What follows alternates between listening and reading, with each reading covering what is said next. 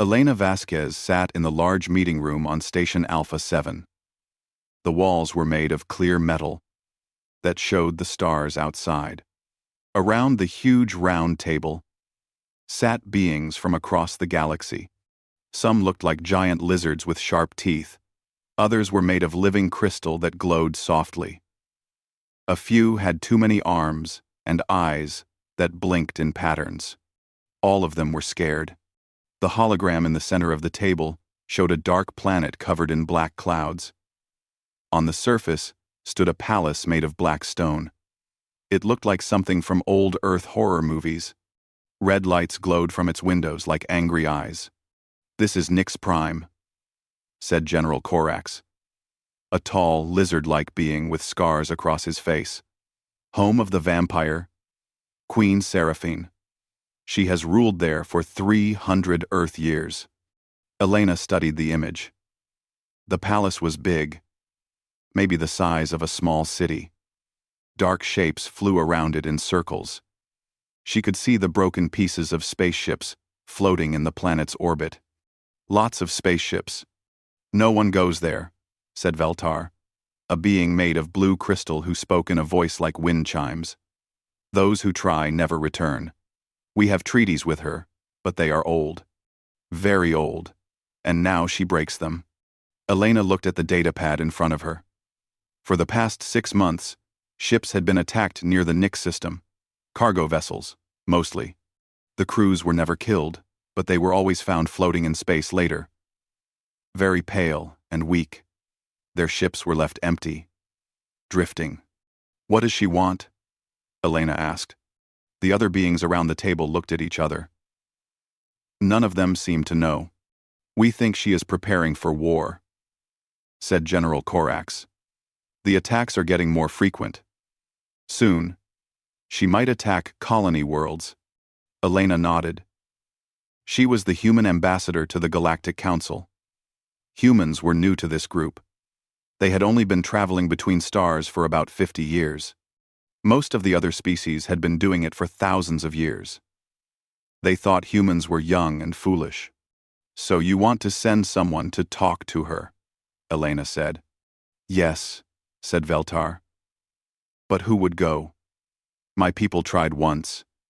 50 years ago. We sent our best diplomat. She sent back his crystalline remains in a small box." General Corax growled low in his throat. "My warriors fear nothing, but even they will not go to the dark world. The stories say she can kill with a look, that she drinks the life force from living beings." Elena studied the hologram again. The palace did look scary, but it also looked lonely. Sitting there, on a dead world, surrounded by darkness. "I'll go," she said. The room went quiet. All the beings stared at her with their different kinds of eyes. "You cannot be serious," said Dr. Helix, an octopus-like being with tentacles that changed color when he was upset. Right now, they were flashing bright red. "You are human. Your species is not even fully grown yet.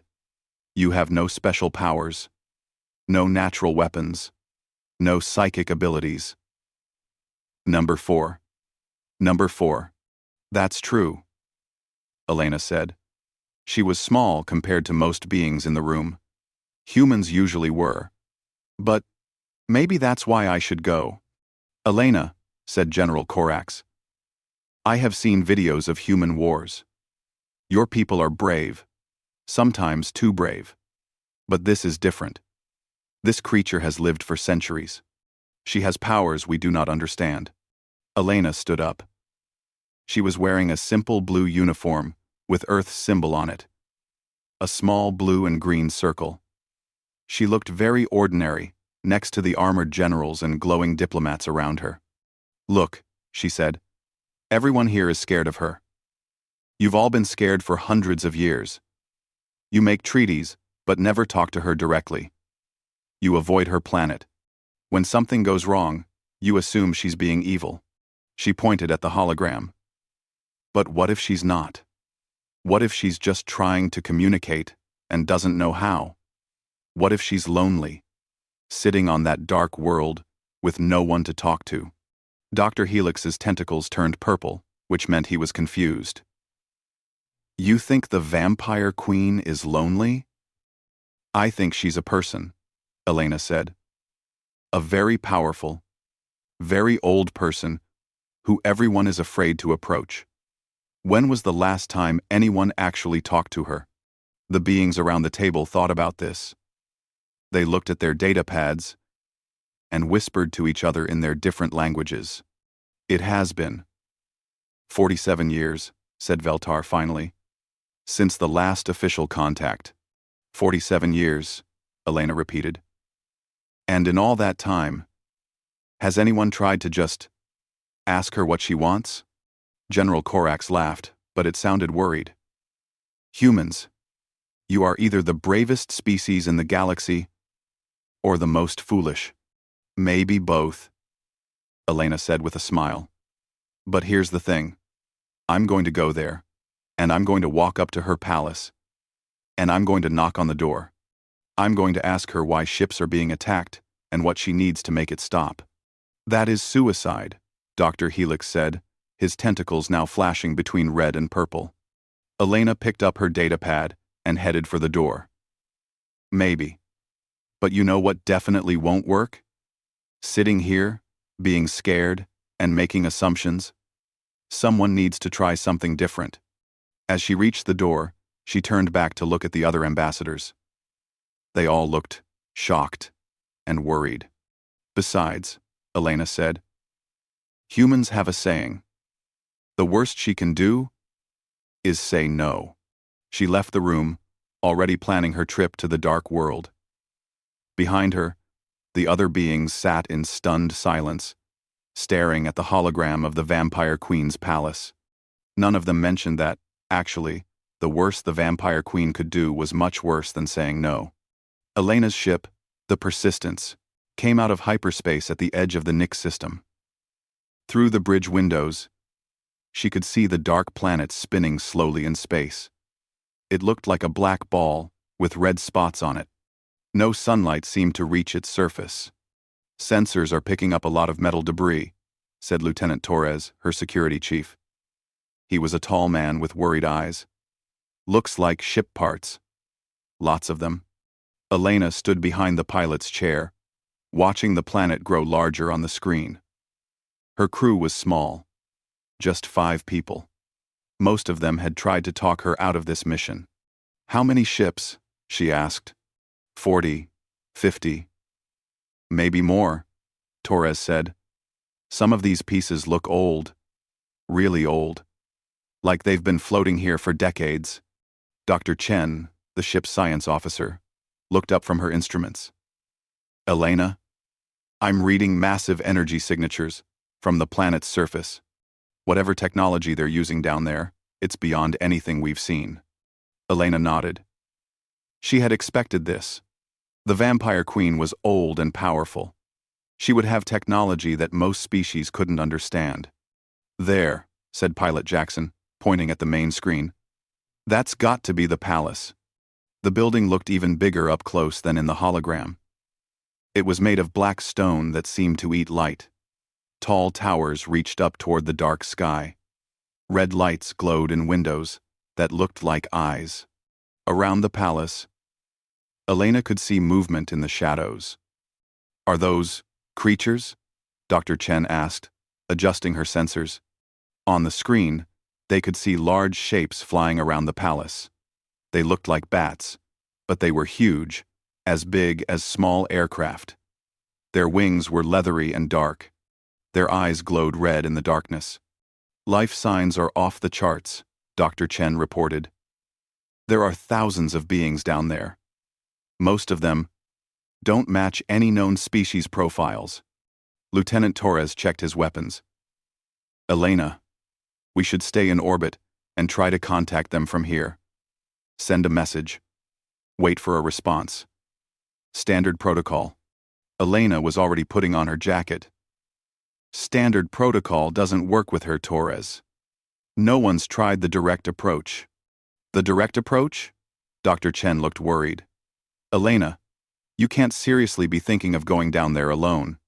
That's exactly what I'm thinking, Elena said. She walked to the shuttle bay.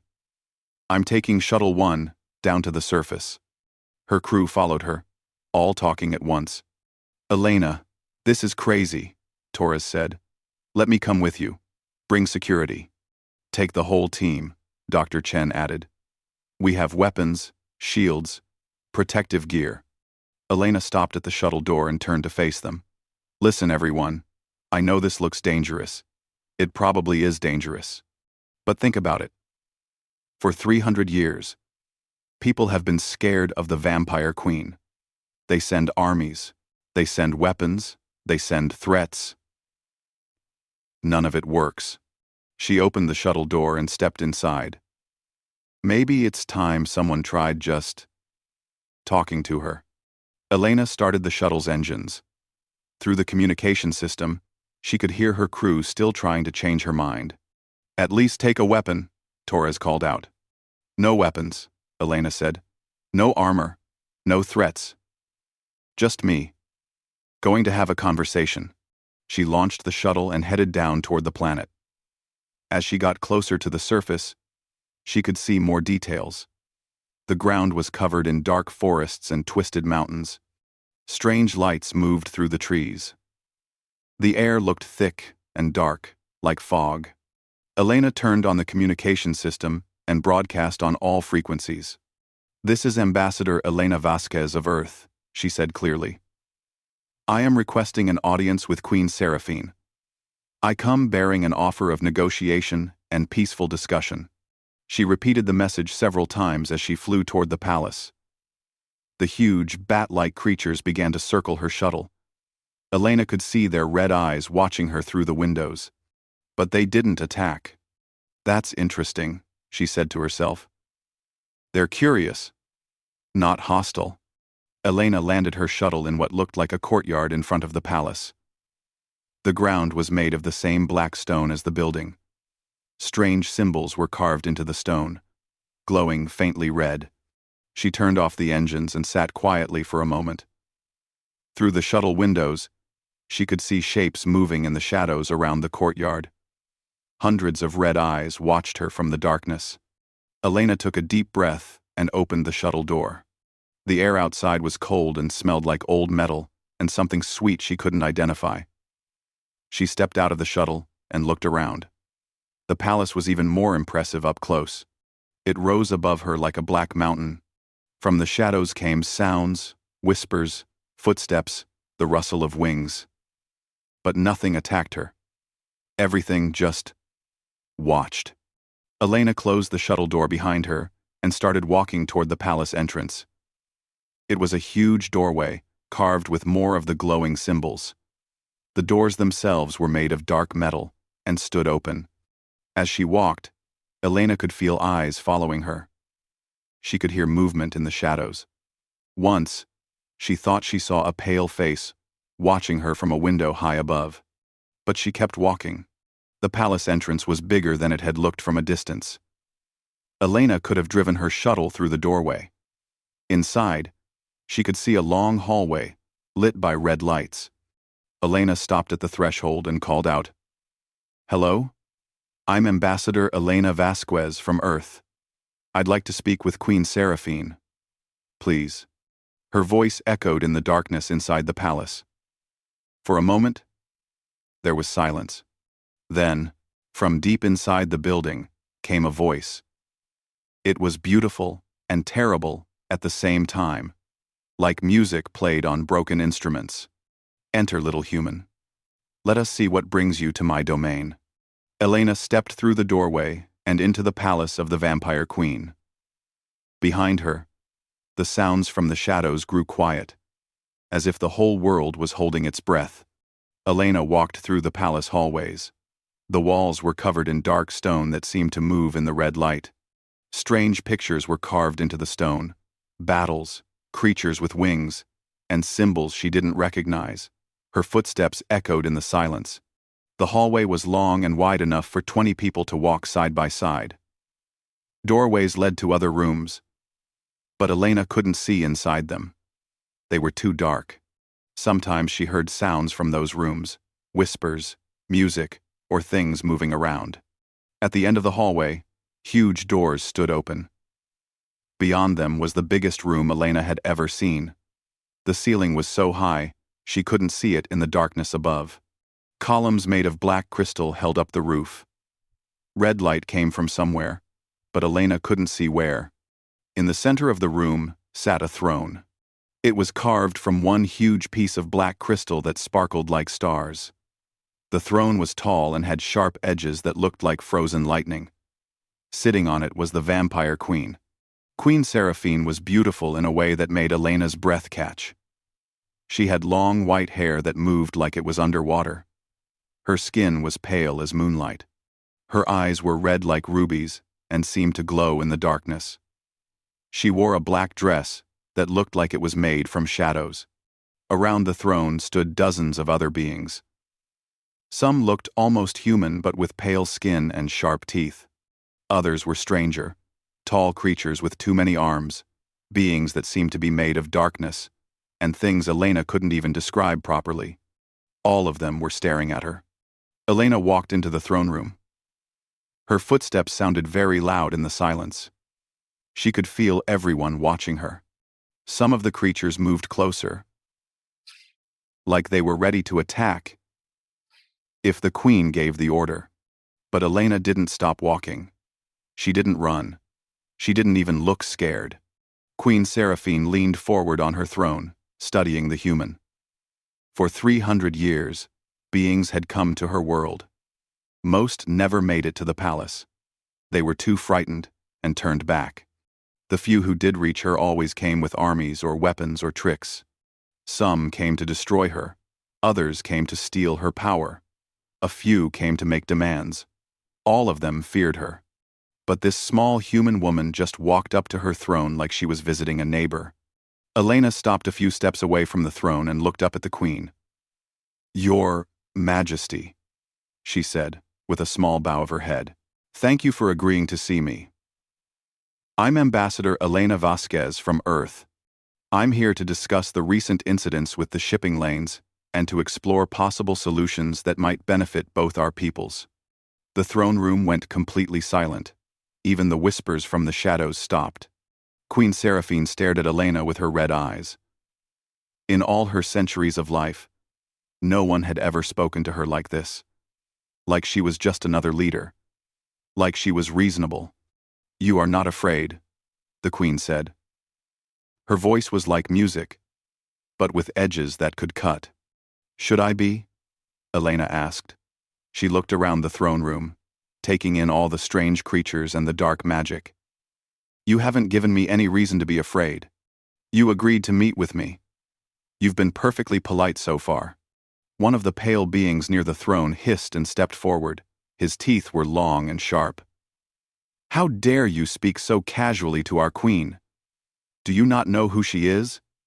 What she can do?" Elena looked at him calmly. "I know. She's a leader who has kept peace in this sector for 300 years. I know she's managed to build a civilization on a world that most beings consider impossible to live on. That takes intelligence and strength." Queen Seraphine raised her hand, and the pale being stepped back. She was staring at Elena like she was seeing something impossible. "You speak of me as if I am reasonable," the queen said slowly. "Aren't you?" Elena asked. "I mean, you could have destroyed my shuttle when I landed. You could have killed me the moment I walked in here. But instead, you're talking to me. That seems pretty reasonable." The queen was quiet for a long moment. Then she waved her hand, and all the other beings in the room began to leave. They moved like shadows, flowing out through doors and into the darkness. Soon, only Elena and the queen were left in the huge throne room. "Do you know what I am?" Queen Seraphine asked. Elena nodded. "You're a vampire. A very old and powerful one. You feed on life energy. You can live forever. You have abilities that most beings don't understand. And that does not frighten you?" Elena thought about this. "Well, it's definitely impressive. But you know what? My species used to be afraid of lots of things. Dark forests, deep oceans, the space between stars. But we learned that most scary things are just things we don't understand yet. She gestured around the throne room. This place is amazing. Your people have built something incredible here. Instead of being afraid, maybe other beings should be curious about how you did it. Queen Seraphine stood up from her throne. She was tall, much taller than Elena. When she moved, it was like watching water flow. You are strange, little human. That's what everyone tells me, Elena said with a smile. The queen stepped down from her throne and walked closer to Elena. For centuries, beings have come here with fear in their hearts, or greed, or hatred. You are the first to come with curiosity. Well, Elena said, fear doesn't solve problems, and I have a problem I think you might be able to help me solve. The shipping lanes, the queen said. Yes, ships are being attacked. Crews are being drained, I guess, but not killed. It's causing panic in the galactic community. Some people think you're preparing for war. Queen Seraphine laughed. It was a beautiful sound, like silver bells. But there was sadness in it too. War. Always they think of war. She walked to one of the tall windows and looked out at her dark world. Tell me, Ambassador Elena Vasquez of Earth, what do you think I want? Elena joined her at the window. Outside, she could see the strange lights moving through the dark forests. Flying creatures circled the palace towers. It was alien and frightening, but also somehow beautiful. I think, Elena said carefully, that you want what most leaders want. To protect your people. To keep them safe and healthy. To make sure they have what they need to survive. The queen turned to look at her, and Elena saw something she hadn't expected in those red eyes. Surprise. Yes, the queen said softly. That is exactly what I want. Queen Seraphine led Elena to a smaller room off the main throne chamber. This room had chairs and a table, like a normal meeting room, except everything was made of the same black crystal. Red lights floated in the air without any visible source. Books lined the walls. Thousands of them, written in languages Elena didn't recognize. Sit, the queen said, taking a chair across from Elena. Tell me about these shipping lanes. Elena pulled out her datapad and showed the queen a star map. These are the main trade routes through this sector. Ships carry food, medicine, raw materials, and manufactured goods between colony worlds. The queen studied the map. Her red eyes moved across the glowing lines that showed the shipping routes. And my people attack these ships? Well, something does. The crews describe pale figures who move very fast. They're never killed, but they're always found later, very weak and pale, like something drained their energy. I see. The queen touched the datapad screen, zooming in on certain areas. How long have these attacks been happening? About 6 months. They're getting more frequent. Queen Seraphine was quiet for a moment. Then she stood up and walked to one of the floating lights. She touched it, and it changed color from red to blue. The light projected a map of her own star system. Look at this, she said. Elena joined her at the projection. The queen's map showed the same shipping routes, but it also showed other things. Areas marked in different colors, warning symbols, and something else, dead zones. These dark areas, the queen said, pointing to black spots on her map. These are my people's feeding grounds. Places where we cultivate the life forms that sustain us. Elena looked closer. What kind of life forms? Energy beings. Creatures made of pure life force that live in space. They are beautiful, harmless things that feed on starlight and cosmic radiation. My people have protected and cared for them for thousands of years. The queen changed the map, showing the same area 6 months ago. The feeding grounds had been much larger then. Now, they were small and scattered. Your shipping lanes, the Queen said quietly. Run directly through our feeding grounds. The chemical waste from your ship's engines poisons the space where our food source lives. The energy beings are dying. Ender. Number 5. Elena stared at the map. Oh no. The shipping companies don't know. They just see empty space. They don't know there are life forms there. Thanks for watching. Thanks for morning till no. The stave de scenes. Scene setten. And decide. My people were starving. The Queen continued. I sent messages to your Galactic Council, but received no response. I sent warnings to ships that entered our space, but they ignored them. Finally, my people began to take what they needed to survive. Elena understood now. They weren't attacking the ships. They were feeding because they had no other choice. Yes, we took only what we needed to live. We harmed no one, permanently. But we could not let our people die. Elena sat back down, thinking hard. Why didn't you contact the council directly? Send an ambassador? Queen Seraphine laughed, but there was no humor in it. Child, do you know what happened the last time I sent an ambassador to your council? They threw her in prison as a dangerous monster. When I demanded her return, they claimed she had died in custody. I later learned she was being studied in a laboratory. That's horrible, Elena said, and meant it. So I stopped trying to communicate.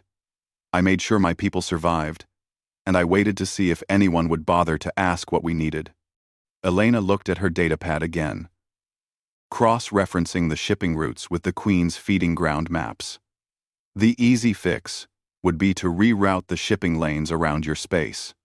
It would add maybe 2 days to the journey time. But would your people agree to this? They fear us. They think we are monsters. Elena thought about the meeting on Station Alpha 7. General Corax and the others, all terrified of even talking about the Vampire Queen. They are afraid, she admitted. But fear comes from not understanding. If they knew you were just trying to protect your food sources, they'd want to help fix the problem. Would they? The Queen's red eyes searched Elena's face. In 300 years, you are the first being to come here and ask me what I need, instead of demanding that I stop being what I am. Elena pulled up another screen on her datapad. What if we could create official protected zones around your feeding grounds? The shipping companies would pay fees to help restore damaged areas. In return, you could guarantee safe passage for ships that respect the boundaries. The Queen studied the proposal. And if ships ignore the boundaries, then you'd have the legal right to stop them, with the full backing of the Galactic Council. No more secret raids, everything official and above board. For the first time since Elena had met her, Queen Seraphine smiled. It was a beautiful, terrible expression that showed her sharp teeth. But it was also genuine. You would trust me with such authority? Why not? You've been protecting your territory for 300 years without starting any wars. That's a better track record than most council members. They spent the next several hours working on details. The Queen showed Elena maps of the energy being populations, their breeding cycles, and their migration patterns. Elena shared information about shipping schedules, trade volumes, and colonial supply needs. Elena learned that the Queen's people weren't just vampires. They were an entire civilization. Scientists, artists, farmers who cultivated energy beings, engineers who built impossible technology. They had been isolated for so long that most of the galaxy had forgotten they were people with needs and dreams. Your Majesty, Elena said as they finished their work, can I ask you a personal question? You may. Why did you agree to see me? Everyone else who comes here, you turn away or, worse, what made you let me walk into your throne room? Queen Seraphine was quiet for a long moment. Do you know what it is like to live for centuries, Elena Vasquez? To watch civilizations rise and fall? To be so feared that no one will speak to you as an equal? Elena shook her head. It is very lonely, the Queen said softly. When you walked toward my palace, broadcasting your intentions openly, showing no fear. It was the first time in decades that someone had treated me like a person instead of a monster. I was curious to meet the being brave enough, or foolish enough, to do such a thing. And now? The Queen smiled again, and this time, it was warm. Dangerous how? You have this terrible habit of treating people with respect and assuming they will respond reasonably. It is a very powerful weapon. End quote. Elena laughed. We prefer to think of it as basic politeness. Yes, the Queen said. That is what makes it so dangerous. 3 months later, Elena stood in the Grand Assembly Hall on Station Alpha 7. The huge room was packed with beings from across the galaxy. Representatives from hundreds of worlds had come to witness something that had never happened before. The signing of a formal treaty with the Vampire Queen. The hall buzzed with nervous conversation. Many beings were still afraid, even though Elena had spent weeks explaining the situation. General Corax sat in the front row, his scales gleaming under the lights. Dr. Helix's tentacles kept changing colors as he watched the proceedings. Even Veltar, the crystal being, was glowing brighter than usual. At the front of the hall, a huge hologram projector waited to display Queen Seraphine's image. She couldn't attend in person. Sunlight was harmful to her species, and the station's artificial lighting was too bright. But she had agreed to appear virtually for the ceremony. Elena walked to the podium. She wore her best diplomatic uniform, dark blue with Earth's symbol on the shoulder. In her hands, she carried a datapad containing the Nix Accords, the treaty that had taken 3 months to negotiate with the Council. Representatives of the galactic community, Elena began. 3 months ago, we faced what seemed like an impossible problem. Shipping lanes were under attack by unknown forces. Fear was spreading through our trade networks. Many of you called for military action. She looked out at the crowd. Instead, we tried something different. We asked questions. We listened. And we learned that the monster we feared was actually a leader trying to protect her people from environmental damage we didn't even know we were causing. The hologram projector activated. Queen Seraphine's image appeared above the stage, tall, pale, beautiful, and slightly transparent. Her red eyes scanned the assembly.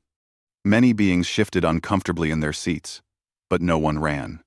Your Majesty, Elena said with a bow. Ambassador Vasquez, the Queen replied, her voice carrying clearly through the hall's speakers. The honor is mine. Elena activated her datapad. The treaty terms appeared on screens throughout the hall. The Nix Accords established several key principles, Elena announced. First, the creation of protected feeding zones around energy being habitats in the Nix system. These zones will be marked clearly and updated regularly as the creatures migrate. The screens showed detailed maps of the new shipping routes. They curved around the protected areas, adding only 2 days to most journeys. Second, Elena continued, the establishment of the Environmental Restoration Fund. Shipping companies will pay a small fee for each journey through the sector. This money will be used to clean up existing contamination and restore damaged habitats. General Corax raised a clawed hand. What guarantee do we have that ships will be safe if they follow these new routes? Queen Seraphine's image turned toward him. You have my word, General. Any ship that respects the boundaries and follows the agreed protocols will have safe passage through my territory. I will personally ensure this. And if ships violate the protected zones? Asked Dr. Helix, his tentacles flashing yellow with concern.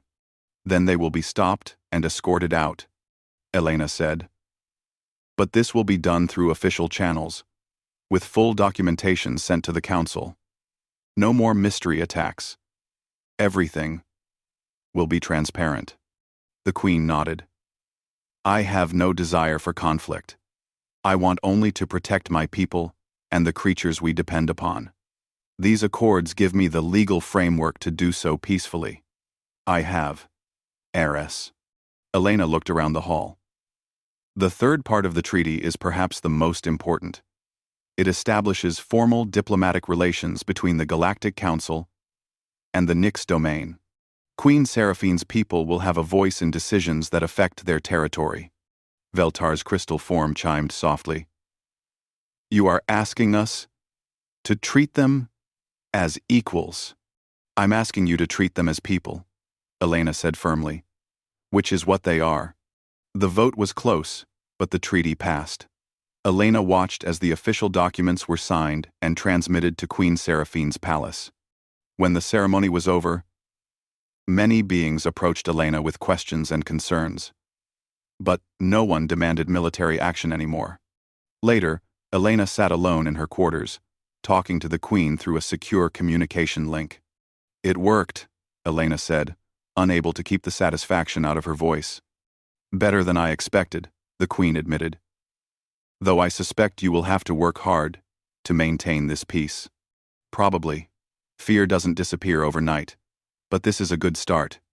The Queen's image smiled. What will you do now? I hear there are other diplomatic challenges waiting for you. Elena laughed. Actually, yes. There's a hive mind on the rim worlds that everyone's afraid to contact. Sound familiar? Very familiar. Let me guess. They have done something that frightens the other species, and no one has bothered to ask them why. Exactly. They've been absorbing entire space stations. The Council thinks they're preparing to invade civilized space. They've been absorbing too. Queen Seraphine's expression grew thoughtful. Have you considered that they might simply be trying to understand the technology? Hive minds often learn by absorption rather than observation. That's exactly what I was thinking, Elena said. I'm planning to take a small ship and fly directly to their space. Maybe broadcast some basic information about our technology and see if they respond. The direct approach again. It worked with you. The Queen laughed, a sound like silver bells in starlight. Elena Vasquez, you are going to change the galaxy, whether you mean to or not. Let's hope it's for the better. I believe it will be. You have a gift for seeing people instead of monsters. The universe needs more beings like you. Elena felt a warm glow at the compliment. Thank you, Your Majesty. That means a lot coming from you. Good luck with your hive mind, the Queen said. And Elena? If you ever need assistance, you have allies in the dark places of space. After the communication ended, Elena sat quietly, looking out at the stars. Tomorrow she would begin preparing for her next mission. Another impossible diplomatic challenge. Another group of beings that everyone was afraid to approach directly. She smiled. Sometimes the best way to solve a problem was to walk straight toward it and ask it what it needed. Elena pulled up her files on the hive mind situation and began to read. Somewhere out in the rim territories, an entire species was waiting for someone brave enough, or foolish enough, to treat them like people instead of monsters. It was going to be interesting. Elena made a note in her personal log. Humans may not be the strongest or smartest species in the galaxy, but we might be the only ones crazy enough to assume that scary-looking aliens just want to be understood. So far, that's working out pretty well. She closed the file and began planning her next impossible mission. After all, someone had to be willing to walk toward the things that frightened everyone else. That someone might as well be human,